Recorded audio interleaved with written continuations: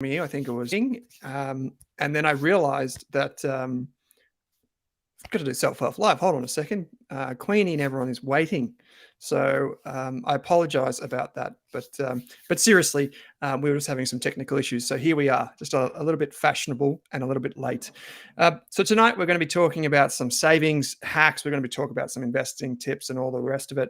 In the first half, we're going to be joined by Queenie Tan, aka Invest with Queenie, aka I would say Australia's biggest financial content creator and probably the most successful as well, you could say.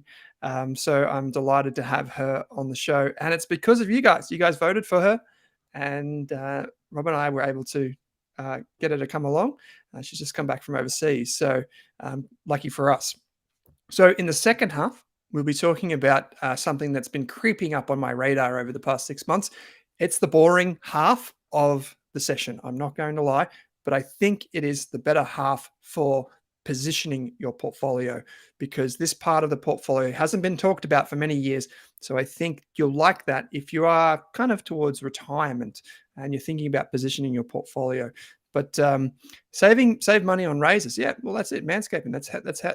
See this? No need to worry about anything really when you've got a mow like this. You could just breeze through life, if you will. Okay, so this week's joke. Brought to you by Dad Says Jokes, not an official sponsor of Self-Wealth Live, but probably should be because of how often the Twitter handle is shown. I showed my badly damaged luggage to my lawyer and said, I want to sue the airline. He said, but you don't have much of a case. That is my joke. I reckon it's a 2 or a 3 for this week. I don't know what the numbers are. Jason, I think, was maybe counting down, but I would perhaps take a 1 out of 10, maybe a little bit more generous, if you will. G'day, Mel. Good evening, Owen. Okay, so a very important update. This does not come from me. This comes from Rob. And I think there was someone in the chat, I could be mistaken, who said, congrats. Yes, there is congrats in order. Congrats to Rob and the team at Selfwealth. Reached 10,000 subscribers this past week. So congrats indeed. We've done a lot on the channel over the past few years, and it's so good to see. I do have something that I cannot release, I cannot tell you about, but I can tell you something else is coming to the Selfwealth YouTube channel. It is not my news to reveal it, but I do have the inside word from the team at Selfwealth that something else is coming. So watch this space. Thank you for that very important note there. And we've even got Queenie on to celebrate. So just a quick disclaimer here. There will be 2 disclaimers tonight, in fact. So you get twice the enjoyment this week. I'm sure this section of the live show will be the most replayed that we probably have this year because there are 2 disclaimers. And the disclaimer goes something like this. Self-Wealth Live videos contain general financial advice. Think of that as information only. That means the information is not taken into account your needs, goals, or objectives. So you should not act on the information until you have spoken to a licensed and trusted financial planner. For example, I don't know if you want to start an ice cream van and that is your number one financial objective. It could be. It's not mine. So that's why you need to speak with a financial planner who can talk you through all of the different flavors and how you might be able to afford that. I'm the founder and director of the Rask Group. You can see there's a company number there. That's what an ACN is, which is a corporate authorized representative number 1280930. Almost got that off by heart. Of Waddle Partners, AFSL 383169. Please refer to the Rask Group's financial services guide that's on our website at /FSG. The views expressed in the live streams are solely those of myself and or our guests. So tonight we have Queenie Tan with us, and those views and opinions do not necessarily reflect the views or opinions of Selfwealth. I'll give a chance to put Queenie's slide on display. Now, this is not from Queenie. This is actually something that I made, so do not blame her for the incredible design work that is happening on this slide here. But again, any information delivered by Queenie in this video is general in nature and does not take into account your personal financial circumstances. It is for educational purposes only and does not constitute personalized financial advice or any other professional advice. You should always do your own research and seek professional advice that is tailored to your specific needs and circumstances. Queenie, Tan, and Marketable, you can see the business number there, are authorized representatives, and you can see the numbers there of Money Sherpa Proprietary Limited, which holds this AFSL. Queenie also acts under a credit license, which you can see there as well. All information is available on the Invest with Queenie website. Disclaimers are so exciting. Queenie, enough of that. Welcome to Selfwealth Live. Oh, thank you so much for having me, and thank you so much for reading out that beautiful disclaimers, and also the jokes. Love the dad jokes. Thank you. Amazing. Thank you. I am preparing. Not a dad yet, Queenie, but I feel like I do have a good arsenal ready to go. So I'm glad you enjoyed them. Now, people will know you, Queenie. Obviously, we've done things like this before, but people will know you from social media, from podcasts, from maybe even Yahoo Finance or the television or wherever, because you seem to pop up all over the place these days, and you're known for savings hacks, for investing tips, for all of this sort of stuff, for even things like around consumerism, behavioral finance, and all sorts. I thought, in the spirit of people maybe a bit worried about their investment portfolios or perhaps about the economy, I was hoping you might be able to share one or two of your more unusual savings hacks. Something that maybe you thought, oh, I didn't think that would resonate as well, or I didn't think that would be as successful as it was, but it did work for you. Ooh, I love this. I love this question so much. And thank you so much for asking. And we'd also like to say shout out to everyone in the chat: Paul, Caroline, Yep. Donna, Odi, Hona, Yep. Irene. Thank you so much for coming. I'm Yep. so excited. Okay, let me think about hacks. Okay, so I would say one of my most famous viral hacks would be like Costco hacks, because Costco, everyone loves Costco. I think once Mm. everyone's kind of curious about it, you can shop there without a membership if one of your friends buys you a Costco gift card.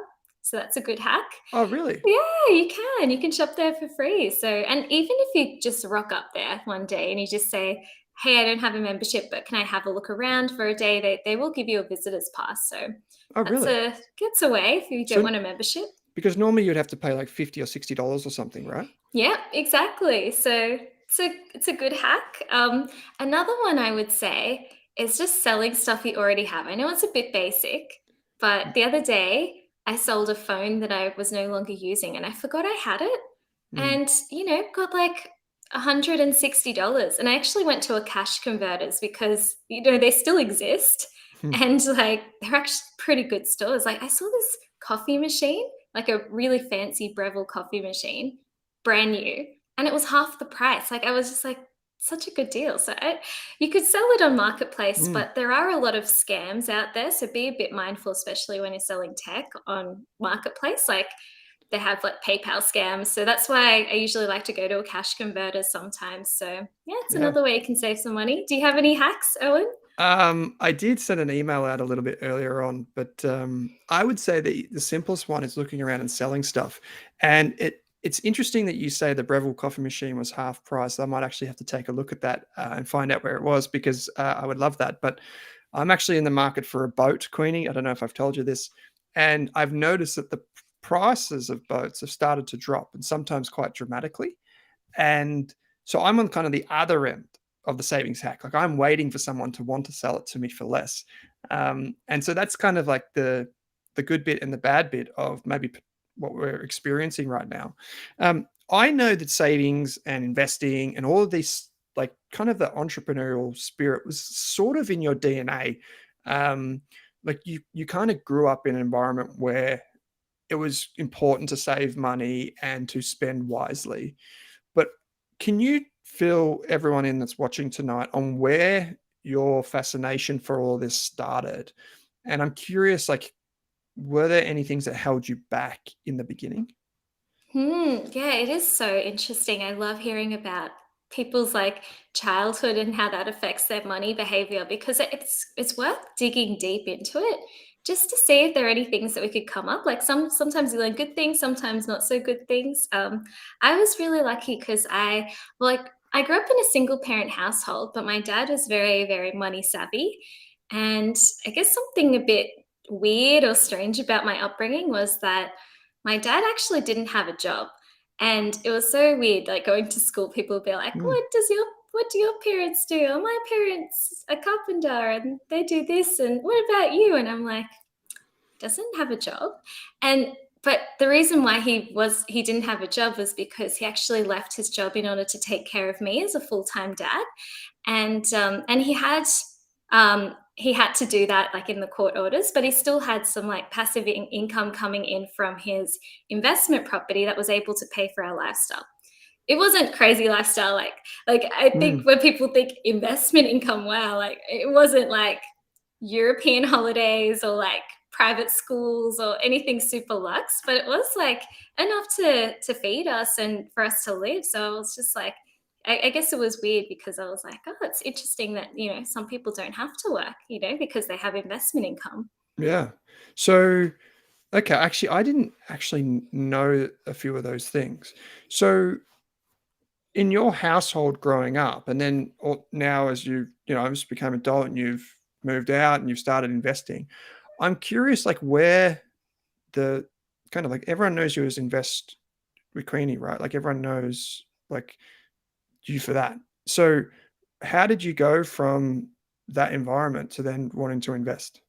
I guess from that environment, it was useful because money was important, but it was I wanted to leave home because I think my dad was like on one end of the spectrum, like extreme frugality, and I just wanted to be able to like I don't know have more independence and be able to do things myself. So I hated asking him for money. That was the thing. Like Mm, even when I was a kid, I couldn't do it to him because I saw how much it meant to him, and I just did not ever want to ask him for money. So I wanted to get a job as soon as I could when I was 14.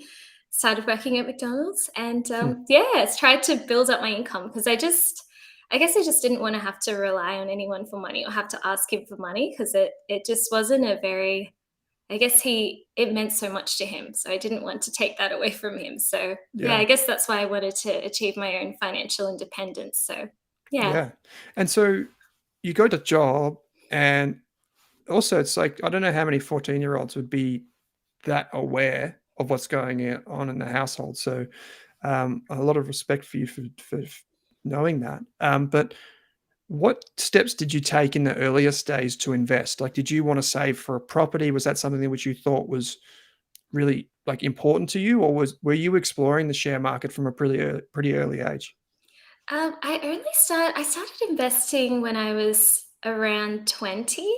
And that's when I discovered like all of those personal finance books. It was like a rabbit hole. And I'm sure people maybe in the comments or people watching this right now, maybe write down some of your favorite personal finance books or like the first one that you've read, because Hmm. it's probably pretty similar, but Hmm. Rich Dad Poor Dad, Barefoot Investor, Spiral. And then I started to learn about investing and I was like, oh my gosh, I can make my money grow, but I don't need to have heaps of money in order to do that. So I love how accessible now investing is. Like, platforms like Selfwealth, like shout out, Yeah. shout out to Selfwealth. Like you can literally invest from $500. It's just amazing what you can do nowadays. What about you? When did you start investing, I, Owen? I was trying to think actually when you prompted us all. I think everyone watching this, including myself, was like, "Oh boy, what was my first book?"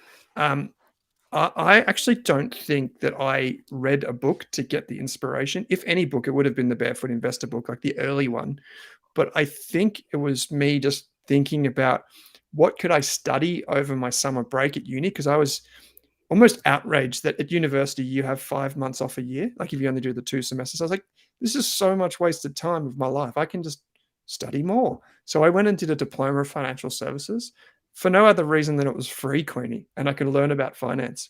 And I was like, in that summer, I also did a certificate four of sports and development, certificate four of uh, occupational health and safety, and just a bunch of different things. And finance was the one that stuck. So that was what got me going. And yeah, it was the books. The Rich Dad Poor Dad book was really appealing to me because I don't know what you took away from it, but the one thing that I took away from it was the importance of building assets and minimizing liabilities. Like he has that quadrant as well, the cash flow quadrant of focusing on adding to the thing that builds for you, like a personal balance sheet, if that makes sense. It does. It does. I love that book too, and I love that quote too. It's simple, but it's true. Sometimes if you take away all the fluff, it's just really boils down to buy assets and not liabilities. Of course, you need liabilities sometimes. Enjoy yourself, but if you Mm, want to build wealth, assets. mm. I can see Caroline said The Richest Man in Babylon, which was one of the first ones that I read, and actually said it's a gateway drug. I mean, book, and that could be a reference to something that Barefoot Investor said quite a few years ago, Caroline, about Afterpay. So, but it's definitely a gateway into more personal finance books. Rhea agrees.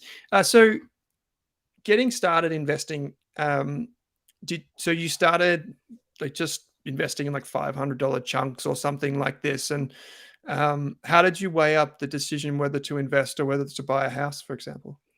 So I guess investing was something that we wanted to do while we were saving for our property deposit.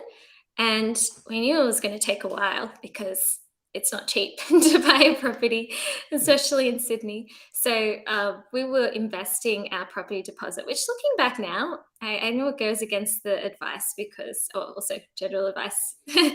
it goes against the advice of basically people say, put it in a bank account, which I guess we didn't know at the time because we were just learning about this. So yeah, it was Yeah. yeah, really good. Yeah. And I know we've spoken previously about you've since gone on to buy a house and may even look at another one soon, which is great for you. Um, I've got one thing that I asked you not too long ago, which was quite interesting, and I think it'd be worth talking about tonight, is this idea of like limiting money beliefs and kind of like what held you back.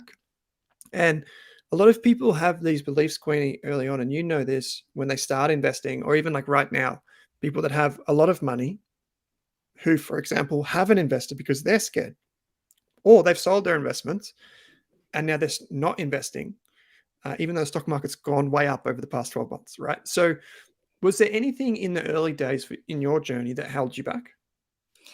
Oh, I think still things hold me back, and I think that they hold a lot of us back.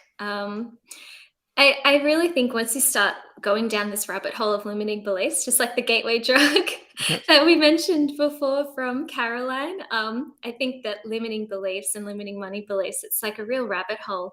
You start to pull out one and then you realize, oh, there are so many. It's Mm. like, and I also think it's also, that's why I have a lot of empathy for people that maybe aren't in the best financial situation, because I really think that a lot of it does come down to limiting beliefs and upbringing. Like if you never had somebody that sat you down and told you that you can do something or you can do it, I mean, people, it's often just one person that believes in you that is able to take you out of that bad mindset and bad position. So yeah, I guess I have quite a few. I'd say one would be thinking that if I built wealth, then people won't like me. I don't, it's funny. I think some people might be the opposite. Like if I have more money, maybe people like me. For me, I feel like I would get scared because I'm like, oh, what if people don't like me if I build more wealth or have more money? Because people don't like rich people, So that's my limiting belief. Mm. Why would I want to become that? And another one, rich people are evil and selfish. Why would I want to have money, when people are evil and when rich people are evil and selfish? And I guess it's just changing those mindsets and realizing that there Mm. are some wealthy people that are doing amazing things in this world. And if we want to, build an amazing future for future generations, having money can definitely help us do that and like be able to create opportunities for people, like change the future. So yeah, what about you? Yeah. Do you have any, Owen? No, I And let remember us know in you. the chat. Yeah, yeah. Let us know in the chat if you do have any limiting beliefs that held you back. Thanks for the prompt, Queenie. You actually, I'd never thought about that. But then I look at the movies that I see on like Netflix or whatever, and they're like Greed, The Wolf of Wall Street, The Big Short, and they all talk about like excesses and bad bankers and financial advisors that do the wrong thing. There's never like a good news story about people with money. And even thing like Succession at the moment, like this new series that's based loosely on some wealthy family that's in the news, right? Um, all of these things kind of point us to having money is not a good thing. And I think that's really unfortunate because one thing I realized, Queenie, in my job as an analyst is that we would often do a good job and people would make money from the things that we talk about and research. And then they would write into us and say, hey, I was able to actually, I remember there was one quote from a guy who made a couple of $100,000 over many years following our research, and he said something to the effect of that he sent a shipping container overseas to a Pacific island, and it had some like essential goods and sporting equipment for schools and these types of things. And he was just over the moon about that. And I was like, well, that's an incredible thing that you could do that, and you could help someone, and the wealth could be used in such a way. So that was fantastic. But I've got many limiting money beliefs, including like obviously imposter syndrome. I can see Penny says, I always underplay my assets slash income when talking to others. So she gets it as well. Nice people don't talk about money. Yeah, that's one of the things, right? Good one, financial freedom. It's not polite, right, Queenie, to talk. It's like a taboo subject to talk about money. Yet Yeah, it it's not. is. It's something that we talk about a lot, and everyone here tonight would be talking about, but not a lot of people do that. Oh, I know, and it's so scary, but it's actually so beautiful once you start to open up to your friends and people around you. Like I started doing baby steps with my friends because I never spoke about money with them before. Like we would just hang out and talk about random stuff. And then one day I was like, I'm going to talk to them about money and like just bring it up slightly. And I've known these girls for like many, many years since we were like children, but bringing up the topic of money was still hard for me. And it's just so nice because, like, I remember when I first brought it up to them talking about investing, they weren't investing. They didn't really have any financial goals. Now I see them, and I think this is around maybe 3, 4 years later. Um, I One of my friends, she's saved a deposit. She's looking to buy a place with her partner, an apartment. My other friend, like during that process when we first started talking about it, she started investing. She's actually purchased an apartment with her partner. So it's like amazing to see like Hmm. how just talking about it with your friends, like a couple of years ago, asking them about their goals. It's a bit scary at first, and they were a bit also like a bit awkward. Like one day, I remember one of my friends, she was like, I really want to buy a place, and we're looking around and looking at what our budget is. And I'm just like, oh, it's just so nice that she came to me to talk about that. So, Mm, yeah, if you haven't spoken about money with your friends or your family, highly recommend it. Like, even if it's just baby steps, like, what are your goals? What would you like to mm, do? It's just nice to like give someone that hope that they can do stuff. for sure. Yeah. Yeah, I don't know. Do you talk about it with your friends, Owen? It's pretty hard with my mates, to be honest, and I can explain why. But I did see just a quick comment in here from Owen, who said a little while ago that if there is one thing I have taken away from my upbringing, it is to invest my time to impart financial knowledge to my kids. We discuss money all the time. And it's interesting. I was chatting to Gaurav Sodhi, and he was on the Selfwealth Live program, and I spoke to him off air, and he was saying how Queenie, he's a father, and he said that.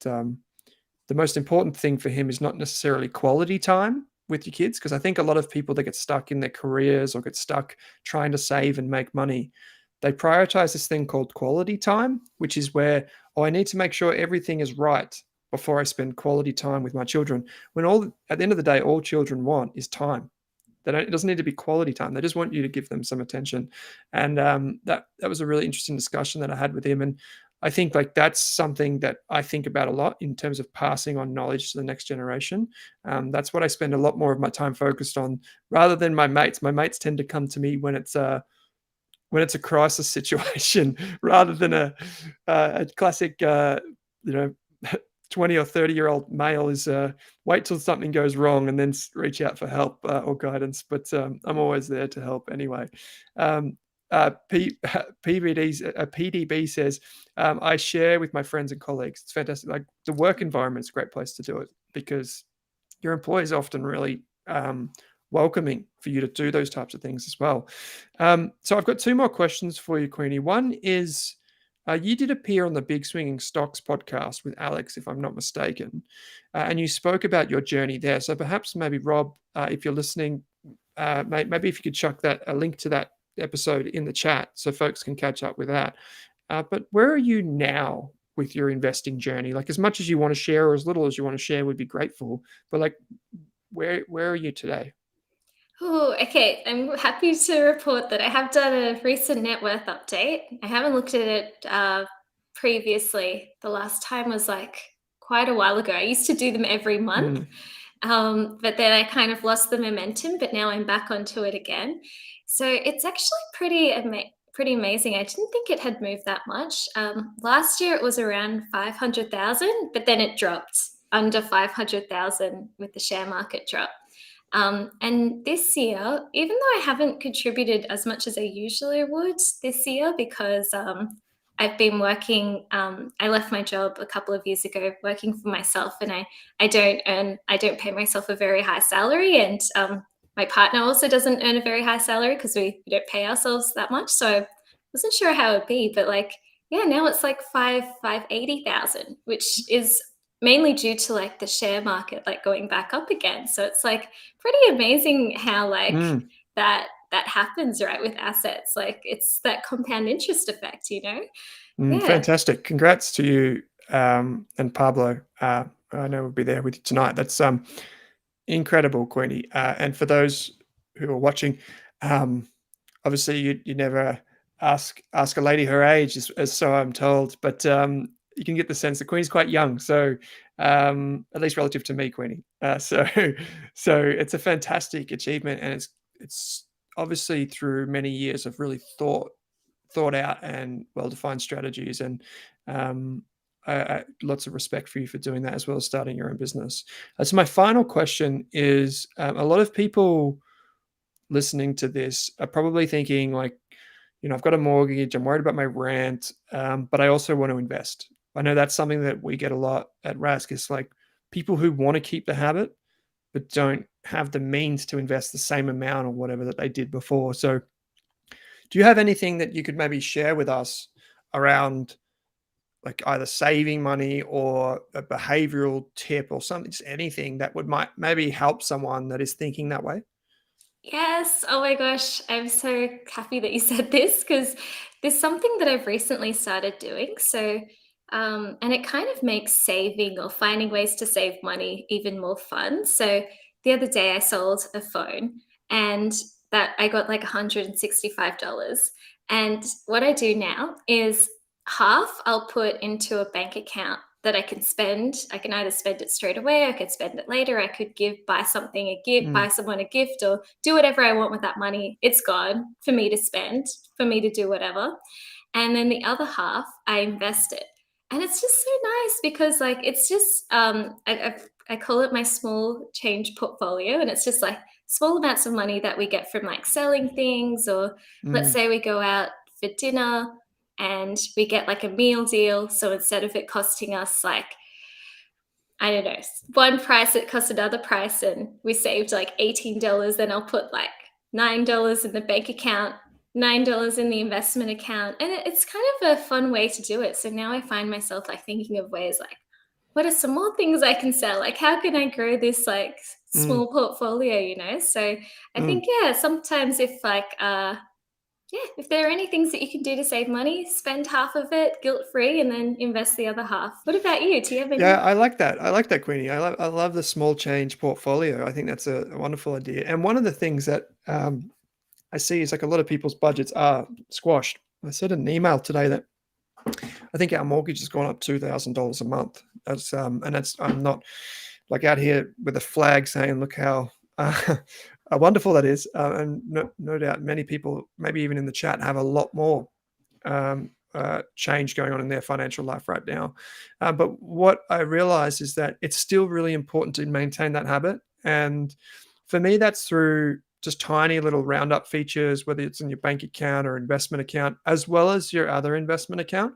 I think that's just so important because all the studies show that you've got to maintain that feel good factor. It's just that there's some, and I know you know all this stuff, but there's a lot of research that goes into habits and tracking habits and improving on habits like saving and dollar cost averaging.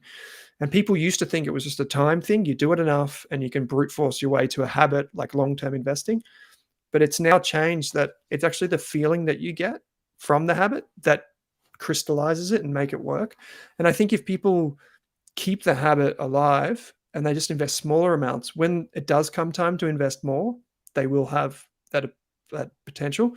Another one similar to what yours is if you do have like a budget to go out to dinner or something, if you're in a partnership or a couple, you can turn it into a game, and you can take turns of picking the place and trying to find those meal deals that you said. And if instead of like, if you're a more competitive person, maybe instead of like, splitting it down the middle, you say, oh, well, I chose dinner and we had a good dinner, and I'm going to take that money and spend and put it in my investment portfolio. Or you make it a game, and then the other person gets to go next time or something like this. And it's just a healthy way to try and bring some interest back to investing and saving money. But Queenie, I know we were a bit over time tonight, but we do really appreciate you taking the time to join us tonight. Investwithqueenie.com. It's here on the screen. There's heaps of free downloads and stuff that people can get by going and visiting your site, as well as following you on social media. So please, people, go and check that out.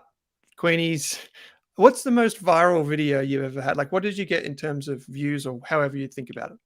Oh, it was definitely the ice cream video. It was a video about the air inside ice cream. It got like 6 million views on TikTok, 9 million views on Instagram, 9 million views on YouTube. It was like quite viral, but yeah. So Rob's just dropped a link in the chat there to the website. But tell us about what's the air inside ice cream? Can you explain that? Okay, I will explain it. So I have a friend who's a chef, and one day we were talking over dinner, and then he just made this comment offhand. It was like, "Oh yeah, like expensive ice cream has less air inside of it," and I was like, "Wait, what do you mean?" And then he was like, like ice cream, it's like sold in like volume. So like the cheap ice cream, they like churn more air inside of it, and that's why it's cheap. And I was like, what? Because, you can, when you're at the shops, you compare per gram, per whatever, per liter. Ice cream is per liter, but the liter is a volume. So it's like, it could be like half air. It's not per grams in ice cream. So I was like, I'm going to the shops. I want to try this out for myself. And so I tested it. I bought an expensive ice cream, and I bought a cheap ice cream in the massive tub. And it's true, like the cheap ice cream weighed so much less, and the expensive ice cream was a lot more dense. And yeah, basically did the calculations and the maths, and then posted it. And I think people were like losing their minds. And then they were also arguing over the calculations, because I kind of did an estimate where I was like, I guess one like cubic gram is equal to roughly like water. But then obviously cream is slightly more dense, but not even that much more. I think it was off by like 0.00%, 0.003%, and people arguing over that, like da, da, da, da. Cream is slightly heavier than water, or more dense than water. It was approximate, It's just basically, yeah. Well, that's the problem, right, Queenie? When you reach 15 million people or whatever, there's going to be a few engineers in the crowd who are calculating the density of cream and ice cream. But hey, that's awesome, and it's a good taste of what people can get if they go and check you out. So thank you so much for taking some time out of your Wednesday night. I know Pablo's got some dinner cooking in the background there, so we really do appreciate it. And thanks on behalf of everyone through Selfwealth Live. We do appreciate it. Thank you so much for having me. And thank you everyone in the comments, CP, Paul, Jason, Jaden, Irene, Caroline. Thank you so much, and hope you all have a lovely night. And hope you have a lovely night too, Owen. Thanks, Queenie. Always appreciate it. Have a good night. You. Bye. So that was Queenie Tan, aka Investor Queenie. What a delight. It's just always, I always find it so great to chat with her, because she brings a smile to my dial, and it's just a really good chat, whether it's investing, whether it's saving money, whether it's understanding yourself. So yeah, go and check her out. I can see a few of you have already said thanks. And was it Martin who said you did not know that about the ice cream? Jason said that. I did not know that either until Queenie told me about it. But it makes sense, right? You've got a tub of ice cream is measured in mils and not grams, which so many other things are. So it would make a lot of sense that the big ice cream would pump some air into it just to fill the space and make you think you're getting more. So there you go. What a good little treat that is. Okay, so for the rest of this evening, I'm going to take a turn from something that's a bit more on the kind of like personal finance and savings side and throw us over onto the portfolio and investing side. And I'm going to back this up. I'm going to make it as jargonless as possible. I did see a note from, I think it was Owen early on in the chat. If you do, just as a quick one, if you do invest in any way in bonds, tell me what you invest in. Share it with the group. We're all ears. Because this is an important part of people's investing menu. And a lot of us haven't looked at this part of our portfolio for a long time. And I'll explain why in just a moment. But if you go back decades, even longer, this is one of the most important elements to understand in investing. So please stick with it. That's the one, Owen. It's IAF. Okay. So real quick, a lot of us know that 007 is not the thing that we'll be investing in when we talk about bonds in a portfolio. Normally, most people think of two things when they think of investing. Number one, shares, and number two, a property, or in the reverse order, depending on maybe where you grew up. Who knows? But bonds is actually a much, much bigger market than shares. So let me explain really quick what they are. It is not Daniel Craig or Pierce Brosnan. It's not even their wonderful Aston Martin that they get around it. A bond is a very simple thing, and I'll just explain it without the screen.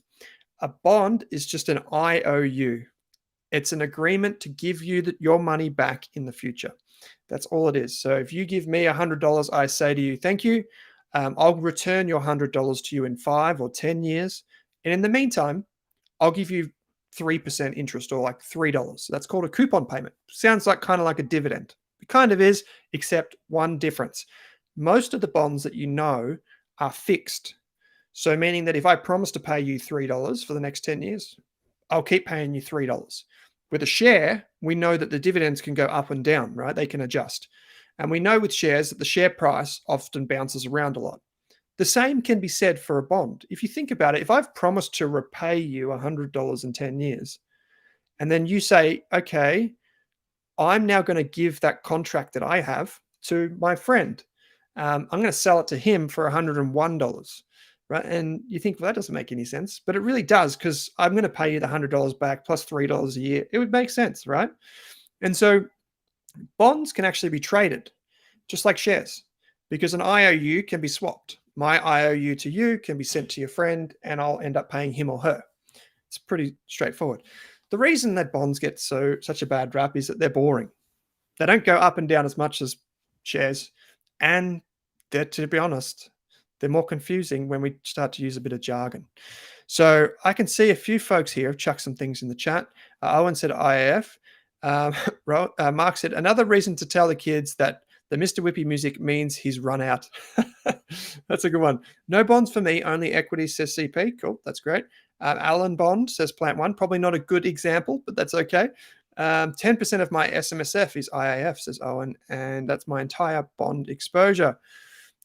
One side effect of adding a lot of air to ice cream is that it tends to melt more quickly than ice cream with less air. That's really interesting, Petty. I love how we're juggling bonds and ice cream. Isn't that just such a wonderful thing? Where else do you get that other than Selfwealth Live? Okay, so I'm going to now explain to you some of the ugly bits of bonds, and I'll try and be quick.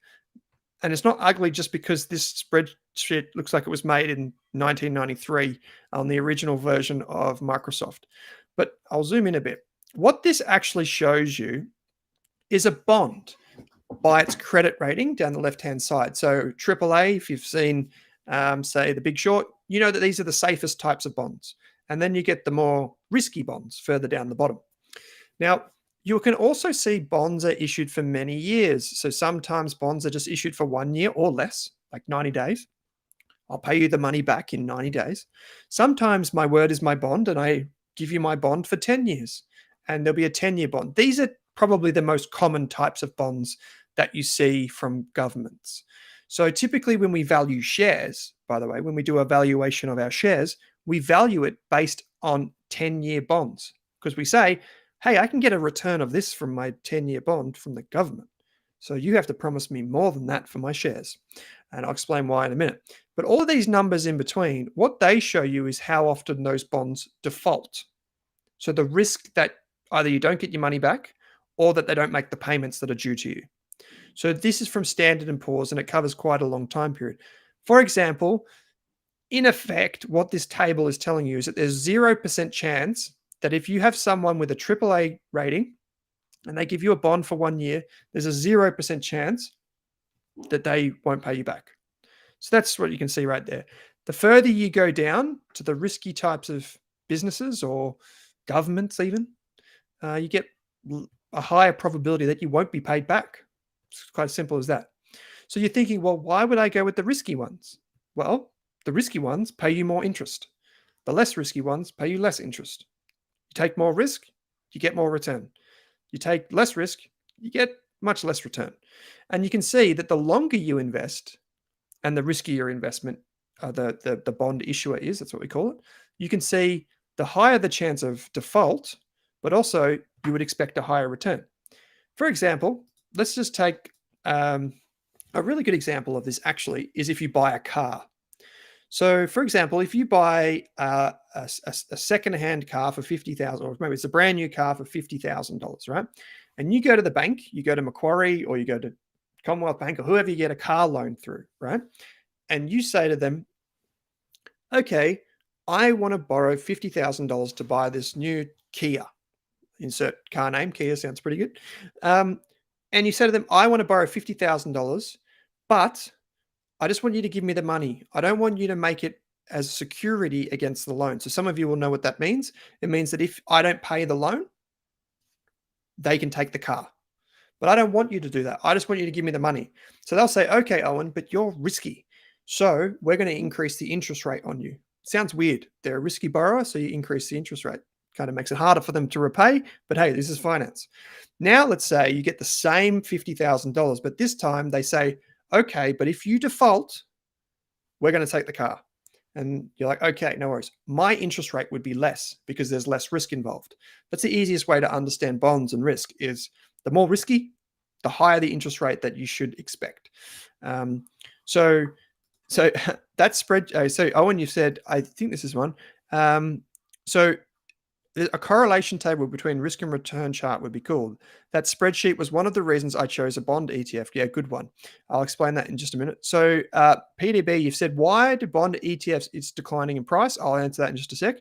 Mark, you've said, presuming that Aussie rates aren't going up as much as US rates, does it make sense to buy US bonds to benefit from a higher yield /AUD?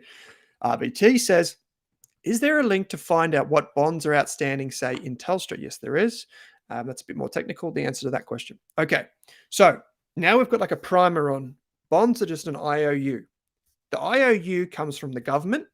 For example, the Australian government is like AAA or AA plus. State governments can have a lower credit rating. And how do you get a credit rating? A company does this. They go out and they research your government or they research your company and they give you a credit rating. And that credit rating determines what interest rate you'll have to pay on your bond to whoever gives you the money. Okay, so why bonds? Over the last little while, and this is the question that was sent through before. So over the last little while, bonds have been struggling big time. So normally they're less risky than shares, right? Government bonds, that is. This is the most popular bond ETF in Australia, the IAF ETF. This is a portfolio of bonds. So you don't just get one bond in here. I think this one might include thousands. Off the top of my head, it might include thousands. I could be wrong. We'll check in just a sec. And what you get is you get the average of all of those bonds inside the ETF, right? It would make sense, just like a normal ETF. And these are the easiest way to invest in bonds. You can also buy bonds directly on the stock exchange. You can also, I'll repeat, you can also buy individual bonds directly on the stock exchange. But typically in the past, so say like 10 or 20 years ago, one individual bond might cost you $1 million because it was really only a market that big investors could go into, not little investors like say you or I. I mean, you might have $1 million to spend on one bond, but I don't. So what they did is ETFs came around and they said, we'll package all of those up, we'll go and buy them, and we'll split it up into a smaller price for you. But anyway, there was a question, why have bonds fallen? So bonds have fallen because interest rates have gone up. So let me just explain that again. Bonds have fallen because interest rates have gone up. And let me explain this to you now. Oh, thank you, Rob, for dropping that link in the chat there. Does Selfwealth offer trading in ASX listed bonds? Thank you for that. So the reason that bonds fall when interest rates go up is very simple. So I want you to imagine for a second that there is two of me sitting right here in front of you. Right, there's myself, and then there's my alter ego. Let's call him Andrew Deremuth. Okay, he's sitting right here beside me. I say to you, hey, I'd like to borrow $100, or I'll give you a bond for $100. And you say, okay, I'll take that deal. And there's a 3% annual payment on that, right? But now let's say the guy next to me offers the same bond, $100, but there's a $4 payment. So I'm saying 3, he's saying 4. It's over 10 years. So there's a lot of time. Those extra dollars add up over that time. Which bond is worth more? Obviously, this one is, because it pays more in payments. It's paying $4 a year. This one pays 3. But what happens in the bond market is typically bonds are always starting at around about $100. So what happens is an adjustment. The adjustment is that the bond that's paying less would fall in value, right? And the one that's the new one would be set at this level. And the reason that this happens when interest rates go up is because interest rates determine what the latest bond payment is, or what the yield is going to be.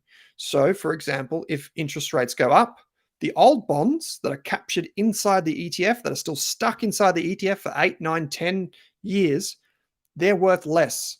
So they go down. And the new bonds are worth more. But here's the part that's really interesting.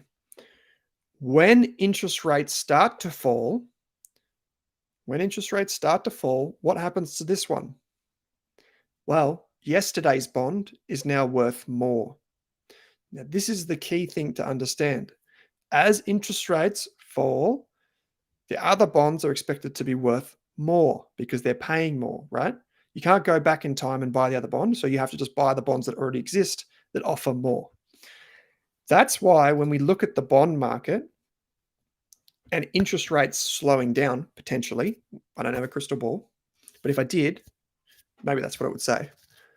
If interest rates are slowing down, potentially, it's a good time to start thinking about adding some bonds to your portfolio.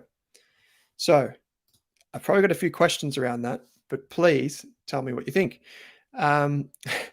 Esquire is the name of Dr. Andrew Deremuth. Thank you very much. Yes, indeed. He's actually going on the road with us too, by the way. So if you are coming on the road with Rask, you will be able to meet Dr. Andrew Deremuth, Esquire. Okay, so I've already explained that as interest rates go up, the new bonds are worth more and the old bonds are worth less. And the old bonds are stuck inside the ETF. Let's have a look at what's inside this ETF. We'll go to the website like this. And we can see here that this is the name of the ETF. This is where's the ticker symbol right there, that you can buy it on the through Selfwealth or your broker, or whatever you use. We can see the returns. You can see the returns aren't that good, right? That's because bonds aren't designed to be big growers. They're designed to be stabilizers in your portfolio. They're designed to go the opposite direction of shares, although it's not perfect. People think it is, but it's not. We can see that there's $1.9 billion of investments already in this ETF. Now, we can see some other mumbo jumbo here, but basically I'll give you the thing that's probably most important right now. This thing right here, actually, I'll start with this thing down here. So this thing tells you that on average, the bonds inside this ETF have 6 years to go, right? So if you're buying this, they've got 6 years to go, right? So if interest rates drop tomorrow, what would you expect to happen? You'd expect these interest rates maybe to be worth a little bit more because these are yesterday's bonds. So if interest rates drop, these bonds should be paying a little bit more. There's a bit of science in that, but that's okay. Now we can also see this thing at the top, which is very geeky and very nerdy. So I'm not going to spend long on it. But what this effectively means, if we see a 1% drop in interest rates, the value of this portfolio is expected to go up 5.21%. I'll repeat. If we see a 1% fall in interest rates, we expect this portfolio to go up 5.21%. It's called duration, right? And I don't want to get too in the weeds because it's a really interesting thing for only people who are really interested in this stuff. But what it means effectively is that if you go for something that has a high duration, so that number is higher, it is more sensitive to changes in bonds, in interest rates, right? So if it was, say, 10 instead of 5, you'd expect it to go up 10%, not 5.21%. Conversely, if interest rates keep going up, so say they go up another 1%, you would expect this to fall 5.21%. That is effectively what a bond portfolio is. And you can see why having an understanding of what is going on in the economy helps you understand what happens with bonds. But really quickly, you can see all of the different types of bonds that are inside this. So we've got bonds from the Australian federal government. Then we've got the Victorian government. And I see that there was a question there. I'm from Victoria and I can tell you we're going broke. Not really, but it's not good. Like we're a bit loose down here with our budgets. We can see New South Wales, Queensland, Western Australia. We can see the Asian Development Bank, the European Investment Bank. You can see all these different things inside here. And in total, there are 560 different holdings. So inside of this ETF, just like a share ETF, there's a heap of different holdings. So I can see there was a question. I hear that Andrew Dermouth might be in line for the RBA governor's role. It's being considered right now. Apparently, there's Dr. Andrew Dermouth may be actually getting a role, but you heard it here first. Penny says the S&P gives Victoria a AA rating, the lowest rating of the states, with the state's net debt due to grow to from 115 billion to 165 billion dollars. The other states have AA plus ratings. So what that means, Penny, and I think you know this, is that when the Victorian government now goes to sell bonds and borrow money from investors like pension funds or even like you and I in this ETF, Victoria has to pay more interest on its debt versus, say, WA, who doesn't have that, who has a better credit rating. Because Victoria's probably not going to give you back the Kia, the $50,000 Kia in 10 years. But WA probably will because it's got those mining royalties that should pay for it. So that's how you can kind of think about that. Okay, so Martin, you've said, so property and bonds have some correlation in that when interest rates go up, bonds and property values generally recede. Correct. So this is how we build portfolios as financial professionals. Some people say, and fair enough, if you're young, you don't have to worry about as much of this. For example, if it's in super, you've got 30 years for your shares to recover, or your property, because they're both risky. But bonds are less likely to experience this up and down. I might actually just get up a little chart here, and I'll do a bit of Mr. Squiggle, except I won't use my nose. So typically what you see, so say this is, so we'll just get a very basic chart. So say, for example, this is the stock market over time. You have some ups and downs, but generally it goes up over time. Now let's say we have bonds, right? So the value of bonds won't be if you just drew a line, it'd be maybe something like this, maybe less, right? But what you would hope is that when stocks fall, such as in these periods between these lines, you would think that bonds should probably go up a little bit. Probably not a lot, but they'll probably go up a little bit, right? And the reason for that is why? In times gone by, when the stock market started to fall and people's wealth started to disappear, what does the RBA or the US Federal Reserve do? They lower interest rates. So people with mortgages can start investing in the shares that are now cheap again and push the prices back up. And then when the prices get too high, they would increase interest rates to stop people investing, like right now. And then the shares would fall. Right? So you can see how bonds typically don't move in the same way, because if interest rates are going up as the stock market's going up, bonds are coming down. And as the stock market's coming down and interest rates are coming down, bonds typically go up. And property and shares, if you own just property and you own just shares, a finance person would say you're not diversified. because you're exposed to the same thing happening, which is interest rates. And they're what we call risky assets, right? So they move in the same direction, basically. Now, this theory that I'm talking about right now was tested in GFC and a few other market crashes. And what we found was that the science isn't perfect. Bonds do provide a fantastic stabilizer in portfolios, but they're not perfect. And there's a whole bunch of reasons for that. But at the same time, you will still find in your superannuation fund, and you will still find in a financial advisor's portfolio, and you'll still find in the biggest portfolios in the world that there are a lot of bonds because they pay that consistent income and it can be used. Now, you could say, oh, I'll just chuck it in the savings account, I'll just chuck it in my offset account, and that's perfectly reasonable. I think that's perfectly reasonable. But as your portfolio grows or as you near retirement, or if you want the defensive side of your portfolio to benefit, you can actually use bonds to do that, right? Because they pay that income, but they also could benefit if interest rates fall. The big thing is could, right? Like I don't have a crystal ball. I don't know. No one knows for sure. But what I can tell you is what we're seeing in the Australian economy is this, and this is my favorite chart for understanding the Australian economy. This chart, does anyone want to guess what this chart is? Please just chuck it in the chat. I'd love to know what you think. Please chuck it in the chat. I'll see who pops it in first. So CP, better to put money in a high interest savings account versus bonds. Rate is now over 5%. Yeah.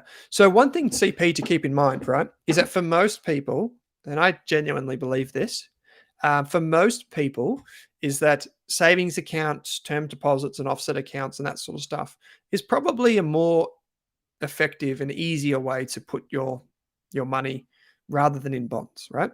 However, as your portfolio grows, or as an investor, this is not you, obviously, I'm talking generally, as an investor's portfolio grows, they tend to turn more towards bonds because they realize that they can actually benefit from an increase in the value of bonds rather than just say, stick it in a savings account or something like that. Okay, so I didn't get any answers to this, but I can see Mike did say Druckenmiller said bonds don't work like they used to. Yeah, and that's because of that whole GFC experience, Mike, but good point.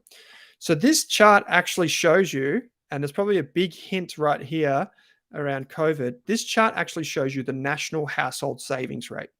So this compares income in households to the amount that people were saving. So as you can see in this period, which is COVID, specifically this period right here, people were saving a lot of money. And then I'll give you another color. This period right here is when flights went up and hotel accommodation went up because everyone took their savings from here and put it into travel. It's the reason used cars and all that sort of stuff went up. So what it means is that the household savings rate is coming way, way down. And the government, or not the government, but the Reserve Bank of Australia would know this, that their decisions to increase interest rates and make it harder for people to pay back their mortgage is going to eventually slow down the economy. The question is by how much? And when it starts to slow down, that's when they might, for example, think about, well, maybe it's time to stop increasing interest rates. And maybe eventually it's time to lower interest rates yet again. So, looks like a chart for property growth, Martin. Yeah, potentially. It probably is, right? Because it's very similar. Lower interest rates means people can spend more on property. Marco said, over the last couple of years, investment-grade corporate floating notes with shorter duration have paid nice coupon rates. What are your thoughts on corporate bonds? I'll get to that in just a second. Owen, you've said, I like the bond ETFs because my bond ETF because it's on a dividend reinvestment plan or a DRP, distribution reinvestment plan, and I don't have to think about it. It's a lazy investment. I like that. Okay. So that's a good question from Michael here. So you can get some bonds that pay something called floating rate notes, or floating rate bonds and floating rate coupons. And what this means is that they are actually linked to inflation. So as inflation goes up, they'll pay the inflation amount plus whatever they've guaranteed to pay in the past. So for example, let's say it was like 3% plus inflation, you get a 3% payment plus the whatever the inflation is that quarter or that year or that 6 months. And those bonds have been very effective over the past few years, probably 3 years, because inflation's gone up. So that means higher payments for the bond holders, but it's also meant that they're protected because then those types of bonds aren't as sensitive to interest rates. They can be quite sensitive to inflation, though. And I think, Michael, that's been a good thing. So with our members at Rask, we moved into something like that, a fund on the ASX, like an you could call it an ETF. And it had floating rate notes inside of it. And we still have this for a small part of the portfolios, but I'm considering that this will probably change in the future. If we see, or when we see inflation starting to get under control, unemployment starting to go up, which is obviously not a good thing for people, but it's a good thing for inflation, because that would tell me as a signal that maybe we're done with the big interest rate increases. So I would say, in short, that the past is not necessarily a representation of the future. And that's all I can say. So I hope this has kind of made some sense. I'll quickly just finish up with one final thing. Please, if you do want us to keep talking about this, we did have a few requests quite a few months ago about doing a section on bonds. So here it is. But if you do have more questions on this, please let me know. There are heaps of different types of bond ETFs in Australia now. This is just from the ASX's monthly report. The final column here shows you, I think it's the final column. I'll just double check that. Where's my list? Yes, the final column. The final column here shows you how much is invested in each of these strategies or each of these ETFs. So you can see that here. I'm pretty sure it actually should be in the white. Yeah, it actually is. So that's a mistake. It's in this column. I was going to say it shouldn't be negative. So this shows you that the most popular bond ETFs in Australia are the one that we just talked about. That's Australian bonds. The Beta Shares one, which is the hybrid fund. We had that in our portfolios at Rask, but we've sold out of it. You can see that the VAF ETF is down the bottom. We also had that in our portfolios at Rask, but we sold out of it. And you can see for international here, if we just get this stuff out of the way, like this, I'll just get all this out of the way and blow this up. So when you invest in an international bond ETF, you want to make sure you pick hedged products, meaning they're currency hedged. So here we can see some of the bigger ones, USTB here. We can see the Vanguard V bond. That's something that's currently in our portfolio. So for disclosure, we do have a position in that, as in the company. And there are a few others in here. Obviously, Raro does as well, and VAF. So what I mean to say by talking about all this is you can go ahead and put these on your watch list now. Speak to your financial advisor about them. Read the PDS, the product disclosure statement, and see if your financial advisor has a view on this. The reason I say financial advisor is most people that are interested in bonds are towards retirement. So if that's the case, ask your financial advisor what they think about them. And you've kind of got an understanding of what they do now. So there is one final thing we've got to do for tonight's show, is tell you what's coming up in coming weeks. We will be next week. I hope it's going to be next week. Rob and I had a chat about this. Is it too late to buy NVIDIA? How about Tesla? I'm hoping to do a bit of a deep dive on both of these companies next week. So if I get time between now and then, I'm going to spend a day or so looking at NVIDIA and Tesla. If you're interested in those two companies, stick around for next week. The following week, we're going to be talking about passive income. We realized a lot of you still want us to talk about this, even though we did that fantastic series at the beginning of the year. Forget CBA. Here's my 5 passive income stocks. So I'll be giving you 5 income stocks that I think are better than CBA, even though CBA I do think is quite a good income stock. Number 3, we're taking requests. Rob and I couldn't come up with a third ID based on your feedback last week. So if you do want us to cover a particular topic, get a guest in, something like that, let us know, because that'll be the 3rd week coming up soon. Finally, where I'd invest a $5,000 tax return. You might remember from last year, we spoke about this thing. Let's see how it's gone, the big reveal. Last year, we did the same thing for a $3,000 portfolio, and this is what we decided on. Look at that performance. you've got to say that's pretty good, even though we have had a lot of uncertainty since then. Time to list Rask on the ASX. Don't know about that. Then in August, we've got a massive August. We've got beta shares coming on, and I can let you in on a little secret with beta shares. They're doing a giveaway. So together with Selfwealth, there's a bit of a giveaway going to happen with the series that we're running in August. So check that out. Investing in your later years of life, plus 55, possible topic. That's a good one, Rob.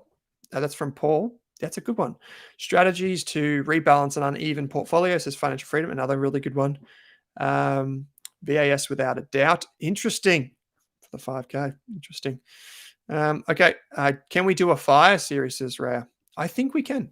So I think that's a good thing that we can definitely do. And ETFs are a good way to do that, but we can talk about that fire generally. Okay. So I hope you've all enjoyed tonight.